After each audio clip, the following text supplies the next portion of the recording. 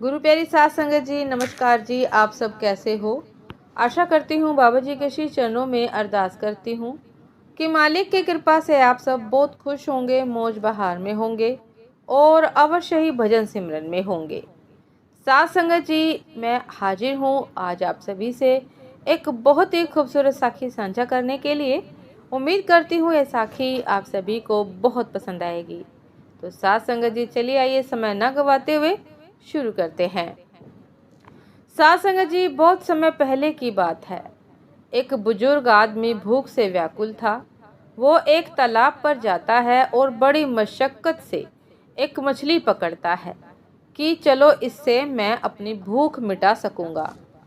तभी वहां एक लड़का आता है और उस बुजुर्ग को परेशान करने के लिए बुजुर्ग के हाथ से मछली छीन लेता है। साथ ही आगे आगे भागकर परेशान करने लगता है।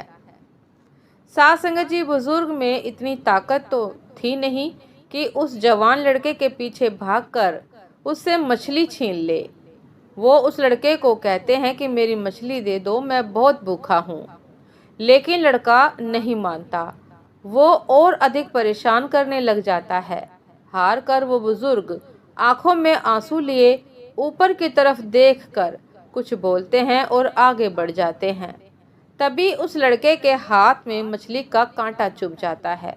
वो दर्द से कर्राता हुआ मछली को फेंक कर चला जाता है। साथ संगत जी, लड़का घाव पर दवा लगाता है पर उसका घाव ठीक नहीं होता। कई दिन बीत जाने पर भी घाव ठीक नहीं होता।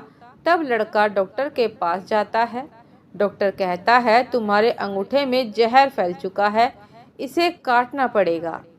लड़के का अंगूठा काट दिया गया, फिर भी लड़के का अंगूठा ठीक नहीं होता। न घाव भरता है और न ही दर्द कम होता है। लड़का बहुत परेशान रहता है। कुछ दिनों बाद लड़का दूसरे डॉक्टर के पास जाता है। वो डॉक्टर भी कहता है कि तुम्हारा जख्म बहुत बढ़ गया है, सारे अंगों में जहर ना फैल जाए, इसलिए इस पंजे को काटना पड़ेगा।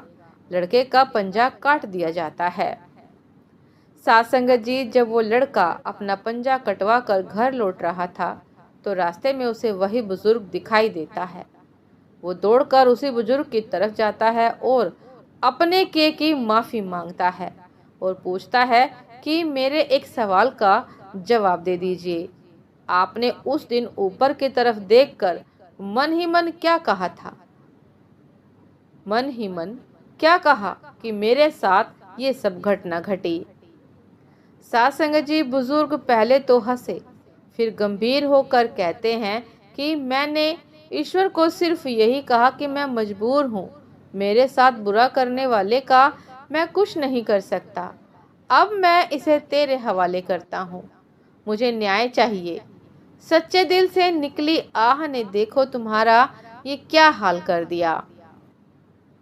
साथ संगत जी, कर्मा जरूर लौटता है। ईश्वर की अदालत में जैसा का तैसा मिलता है।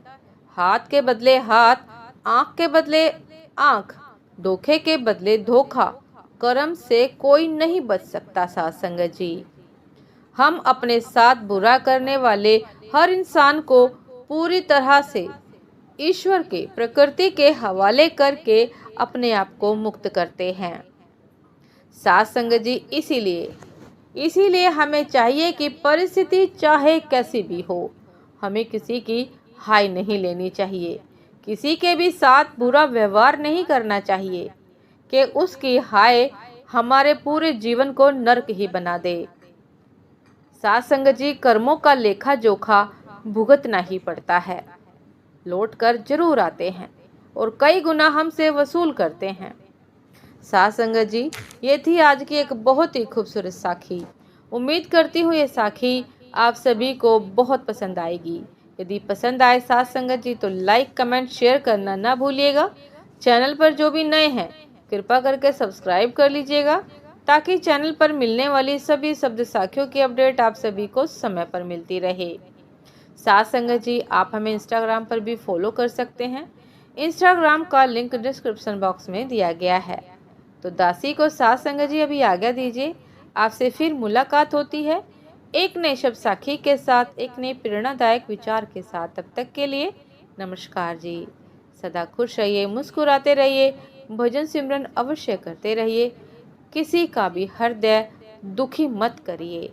हालात चाहे कितने भी खराब क्यों ना हो, चाहे हमारा अहंकार हावी हो हमारे ऊपर, गुस्सा कितना भी क्यों ना आ रहा हो, लेकिन किसी भी परिस्थिति में किसी के भी हृदय को ठेस नहीं पहुंचाना।